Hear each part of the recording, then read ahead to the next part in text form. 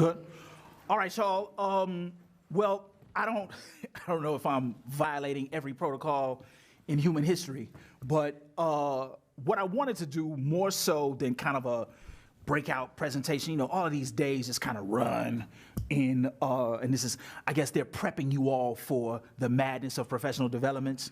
So sometimes institute days at schoolhouses are just a whole different thing, and you're trying to get stuff done for class, like grade papers, which I've been doing while I've been here. But what I wanted to do was just really kind of open it up and have more of a conversation about some stuff that you all are seeing, stuff that you all are experiencing, things that you all may have questions about, because it's really around, you know, when you get into teaching, the exchange of what it is that you're doing becomes really important, right? Because you might be operating in a unit, you might be operating in a grade team, you might be operating in a number of different capacities, but that grouping of people are the folks that you share resources with. Those are the folks that you interact with. Those are the folks who may have some institutional knowledge about the place that you're in. So those are useful spaces or not, right? Because it's really your lens of criticality is deeply important. So you have to be clear about what is useful and what is not, right? And then being able to utilize what's useful and in exchange with folks based on how you understand that utility, right? So, and I apologize if anybody was thrown off by my presentation style. You know, a lot of times, you know, people expect professional developments to be very straight-laced, and I am deeply my mother's child in that way. We're both Geminis. My birthday is the 19th. Her birthday is the 20th. So we have that thing around being excitable, shall we say, right? But yeah, I just wanted to open it up for questions that folks may have about some things that you all are thinking about, or some things that you all are seeing or are concerned about, right? Because, you know, this thing around you all in a teacher prep program, in so many instances, we don't do right by y'all. So it's really important to be very intentional, I think, on my end, to have that space where we can actually do right by folks by engaging them with real concerns and issues. So we can open it up. I promise nobody will be in trouble.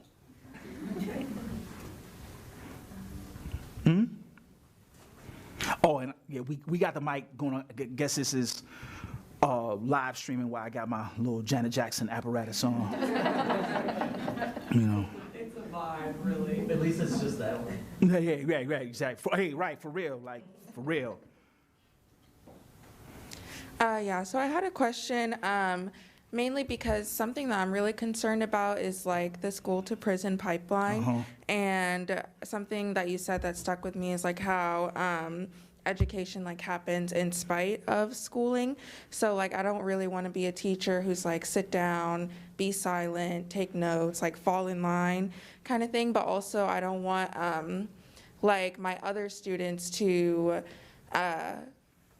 like get the short end of the stick if another kid is like distracting or is like, right. So I don't know how to, one thing I really want to like focus on is how to make my classroom like not be that type of class where like kids aren't allowed to talk or are afraid to like stand up or something like that. But I also want to make sure that like learning takes place. Yep, and what you are really talking about, and thank you for this question, because there's a couple of things that I'm hearing. One of the things, so for 18 years I was in a college of education, and now I'm in a college of liberal arts and sciences. And I'm actually in a criminology law and justice department. And one of the things that becomes important is how we understand what is referred to as a carceral logic, right? And carceral just means anything that has to do with prisons. And when we think about schools and its relationship to prisons, I actually think we're dealing with something a little more intense, right? And I give you all an example of this. I'm doing all the opposite stuff and terrible stuff that they tell us not to do, right?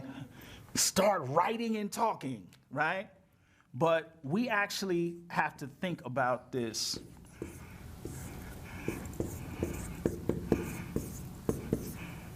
as a nexus. Oh, thank you so much. And this nexus is really around, this is the place where the logic of the school and the logic of the prison meet. And we're not, when we talk about the pipeline, we often think about a place that is preparing young folks for prison. But actually the logics tell us something very different. And let's just think about the way the school is shaped, right? When folks come in, they go through a metal detector. Many folks wear uniforms. Many schools have this line down the middle of the hallway. Please step to the right, right? We've seen all of this, right? Some folks have rules where folks have to walk in the hallways with their hands behind their back, hands crossed. We've all seen silent lunches. The most horrific way to torture a young person is to give them a silent lunch, right? I mean, like that is like lo-fi torture, right? So over the last 6 years, I've been teaching in a prison. The exact same things that I described to you in terms of the physical descriptions of the space is exactly what the prison looks like. Same uniform, same metal detector, same sign, please step to the right, same kind of rules. So now, when we think about what is the interruption of that nexus, one of the things in our classroom is to engage a space of saying, no one is in trouble for asking a question or taking care of themselves. And I actually learned that from a kindergarten teacher, right? So if folks need to stand up and stretch, stand up and stretch. If folks need to move a little bit, all to the good. Actually incorporate movement in your class, right? So now if you got folks like, and the strategies around bringing us harmony, we often think about as simplistic, but they're deeply necessary, right? So think about if you played music.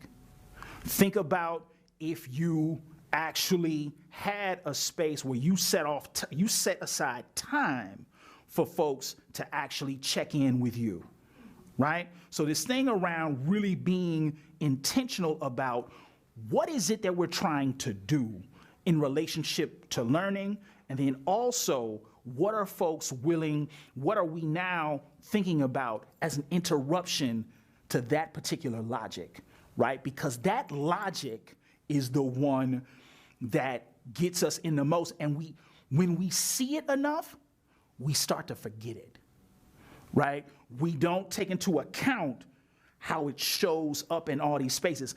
One of the most chilling things that I've seen is that, and some of y'all may have seen this in schools, where if you're in a middle school or what have you, in the in-between periods, or when folks are in class, that they might lock the bathrooms, right? Now, and to get into a bathroom, you gotta have somebody walk you to the bathroom.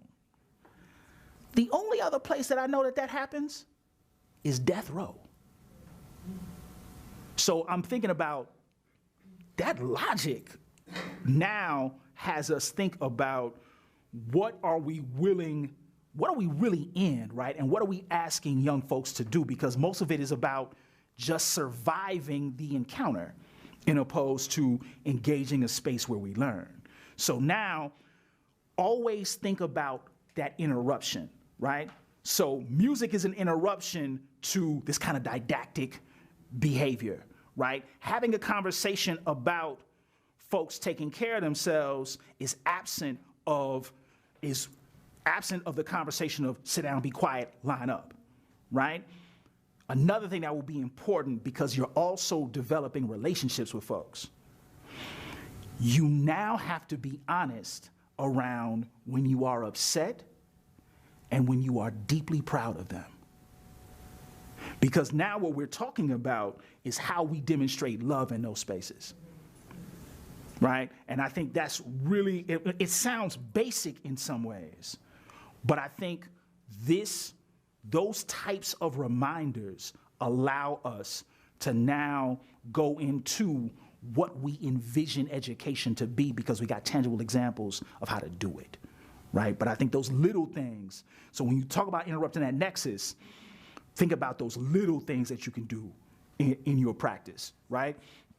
And checking in with young folks, right? Okay, when we did this, y'all, did this work, right? When we did this work, right? What can we possibly do to improve, right? Because it's the thing is, and you saying, I'm learning too, right? So this thing around young folks appreciate that honesty, right? Because they're in a space where so many folks are not honest with them, right? So I think it's really important to kind of put that in a space where we can now think about very intentional interruptions, however small, right? But thank you for that, because we don't see it in terms of the day-to-day functions of a place, in opposed to how we can now interrupt it.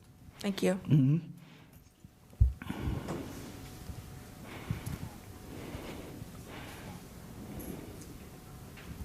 Mm-hmm.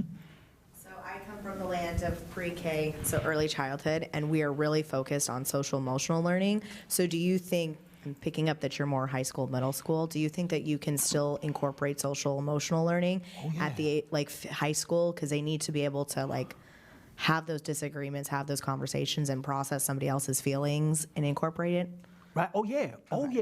And the thing it's really around us trusting young people, right? So how do we engage a practice that demonstrates trust, right? So now especially if you got pre-K, having folks articulate how they feel, right? Now, there's an important piece to this, especially with little ones, how you follow up with them, right? So if they talk about how it is that they're feeling, what have you, and then you go back, remember when we talked about yesterday how you feeling like this? Now, how are you feeling now? Is it a little different, or is it the same? Or how do you think? Do you think what I was doing, was it good?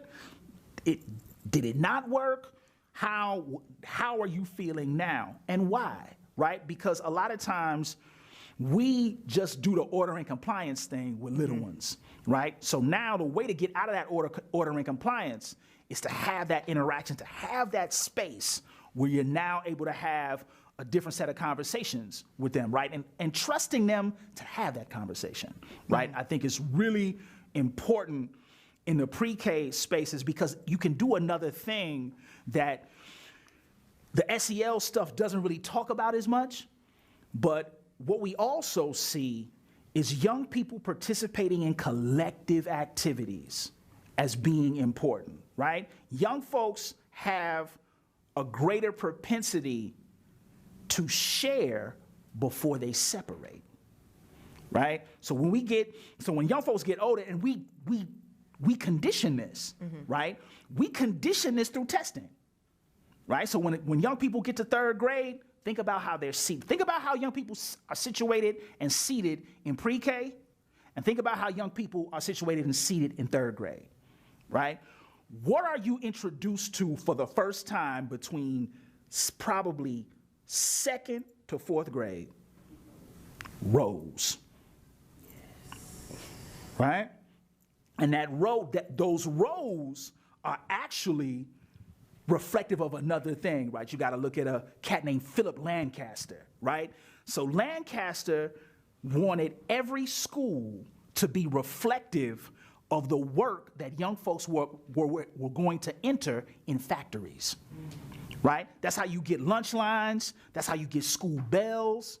That's how you get those rows. And remember, you can actually the school that I went to still had the rivets in the floor for when the desks were actually stapled and screwed into the floor, right? So this thing around, you're talking about moving chairs. I'm like, nah, homie, this is what it is, right?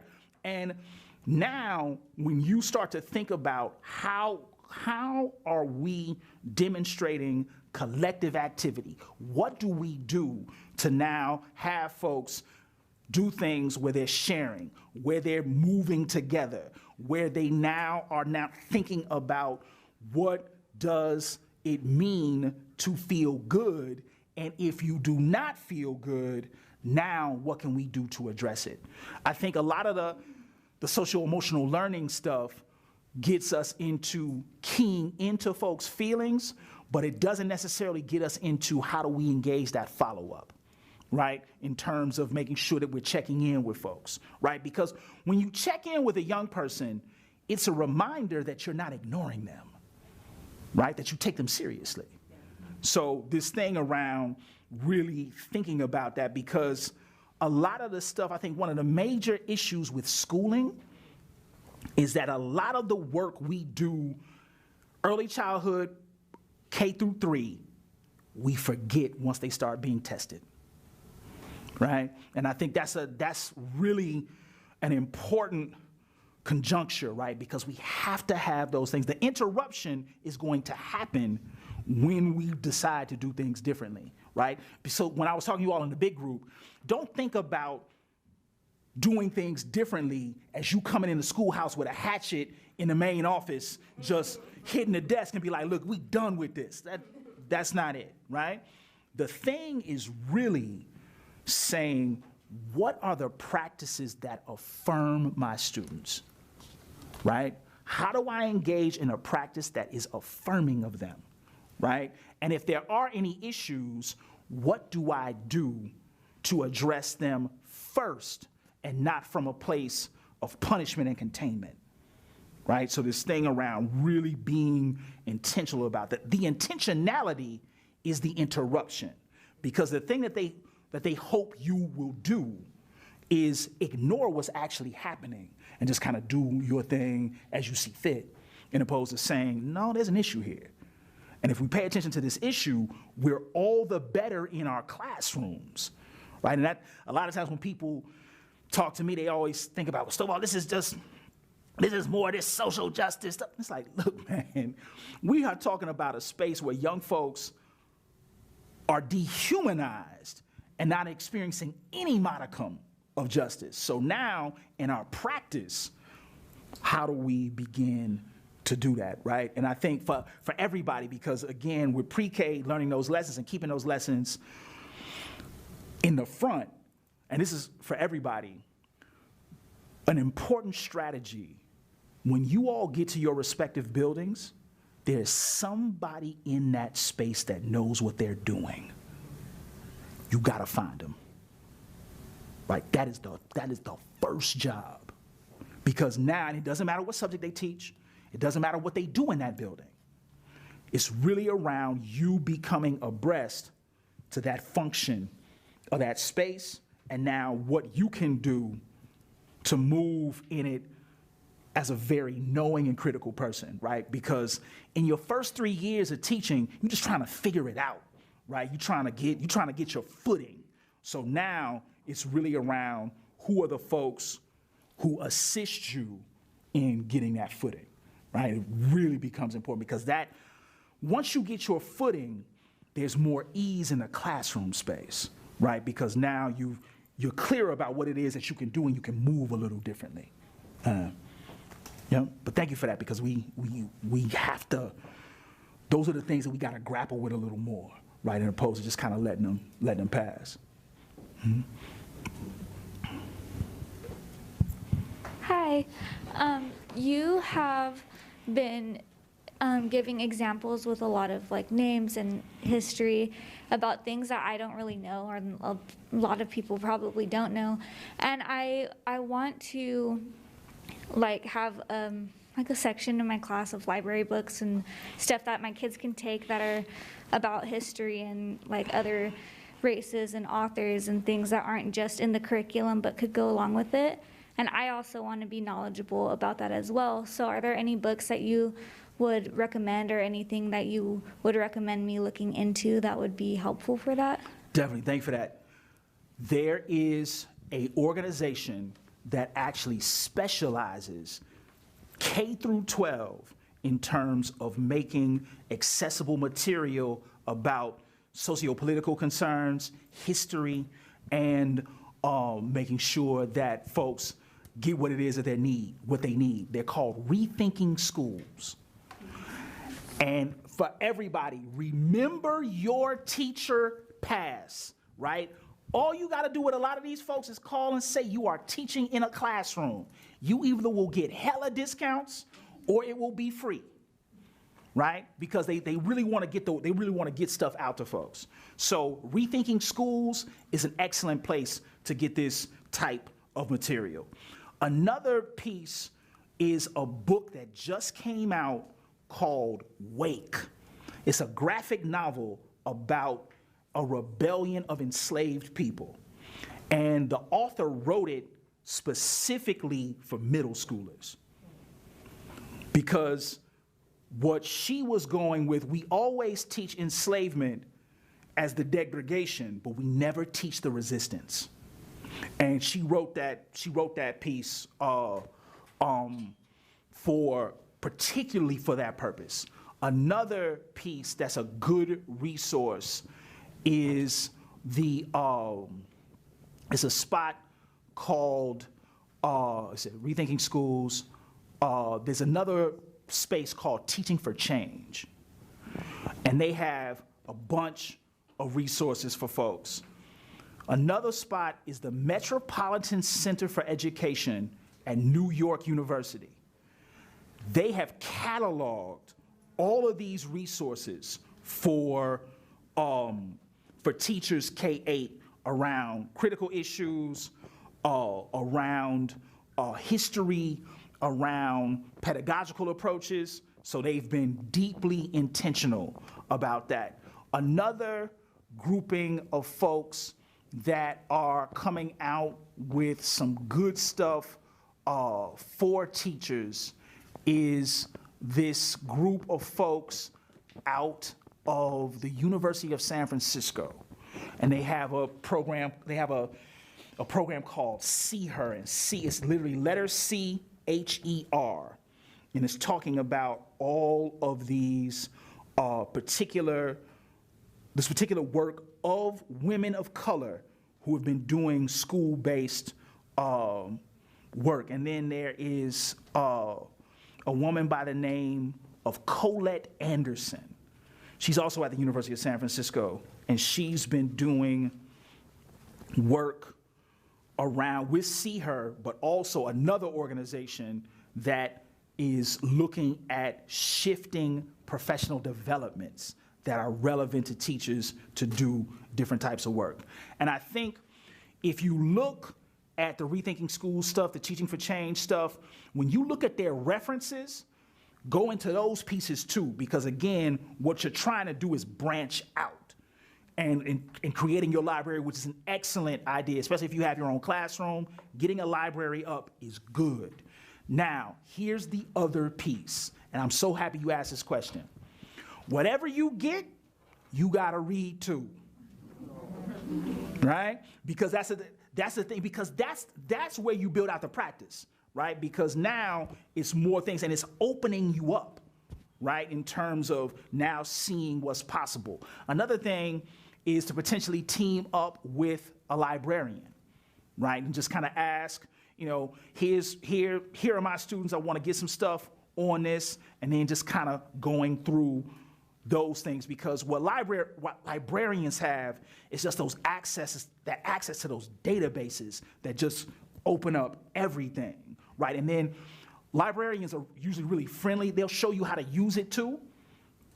So those are some ways to kind of deepen your space. But a library is always a good thing, right?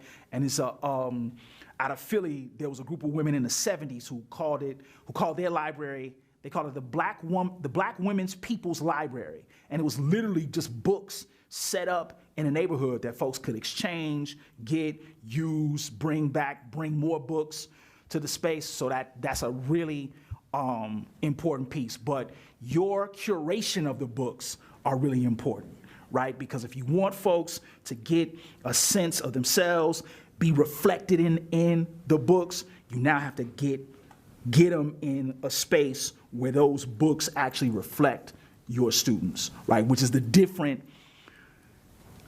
it's wrong to call it extra work, right? It's just different work, right, in terms of getting young folks things that are reflective of them. And that those spaces, those resources really become important. Yeah? Mm-hmm. I didn't get one of the sources. You said Metropolitan. Yep, the Metropolitan Center for Urban Education at New York University. The short name for it is the Metro Center. So if you Google Metro Center NYU, their stuff will show up. They have one of the best guides on critical race theory for folks in K-8. Yeah, so they've really been intentional about that. So a good grouping of people around this. Oh, and let me not forget the Howard Zinn Education Project. That because what they've done is like really compiled a lot of stuff historically to look at. And Zinn is spelled Z-I-N-N. But yeah, they've really been in the fight and have been rallying around teachers who have been wrongly fired for just teaching historical accuracy. But they have a lot of free resources for teachers. So whatever, as you all start to do your work, you want to go someplace, field trip, have somebody talk, all you got to say is, I'm a teacher. It's going to happen. I mean, it's going to happen, right? So that thing around really being able to secure those resources, because folks in their heart of hearts want to contribute. They don't necessarily know what they're contributing to, but that's a good thing, right? Especially when you're trying to get different sets of resources. But they're telling me, y'all, that's our time. But I'm here throughout the day, so if questions percolate up or what have you, just pull me to the side or what have you. We can go from there. But thank y'all. Mm-hmm.